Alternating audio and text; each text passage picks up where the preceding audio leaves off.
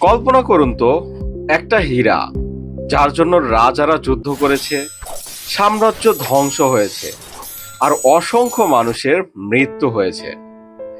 অনেকে তো আবার বিশ্বাস করত এই হীরা অভিশপ্ত, যার হাতেই গেছে তার জীবনেই নেমে এসেছে দুর্ভাগ্য।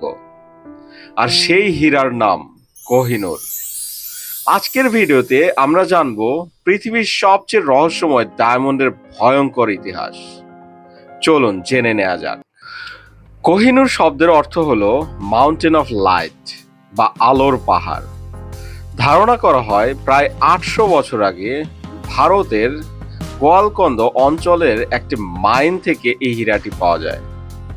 তখন এটি ছিল পৃথিবীর সবচেয়ে রেয়ার এবং ভ্যালুয়েবল ডায়মন্ড।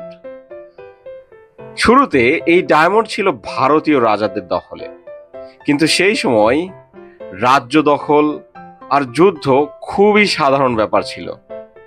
যেই রাজায় জিতত, কোহিনূর চলে যেত তার হাতে। এরপর ১৩০০ সালের দিকে দিল্লি সালতানাত দক্ষিণ ভারতের রাজ্য আক্রমণ করে বসে, আর সেই আক্রমণের পর কোহিনূর দখল করা হয়।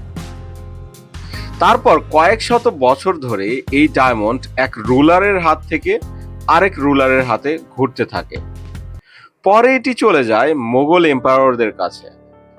শাহজাহান নাকি এতটাই ফ্যাসিনেটেড ছিলেন এই হীরার প্রতি যে তিনি এটাকে তার ফেমাস পিকক থ্রনে বসিয়েছিলেন।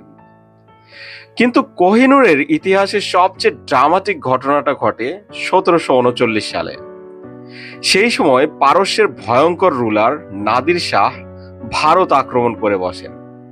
তিনি দিল্লি লুট করেন এবং অসংখ্য ট্রিজারের সাথে নিয়ে যান এই ডায়মন্ডটিও। কথিত আছে হীরাটি দেখে তিনি অবাক হয়ে বলেছিলেন, কোহ-ই-নূর, মানে মাউন্টেন অফ লাইট।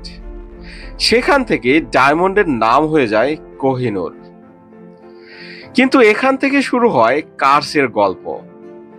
ইতিহাসে দেখা যায় যত পুরুষ শাসক এই হীরার হাতে গিয়েছে বা এই হীরাটা পেয়ে গিয়েছে, তাদের অনেকেই শেষ পর্যন্ত খুবই ভয়ঙ্কর পরিণতির শিকার হয়েছিলেন।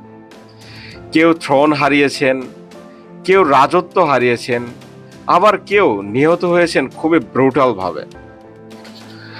ধীরে ধীরে মানুষ বিলিভ করতে শুরু করে এই ডায়মন্ড পুরুষদের জন্য কাস্ট। হয়তো এই কারণের পরেই ব্রিটিশ রয়্যাল ফ্যামিলির শুধু নারীরাই এই ডায়মন্ড পরতেন। তাই কোহিনূর শুধু একটা ডায়মন্ড না, এটা হিস্ট্রির সবচেয়ে মিস্ট্রিয়াস, কন্ট্রোভার্সাল আর লিজেন্ডারি ট্রেজারগুলোর একটা।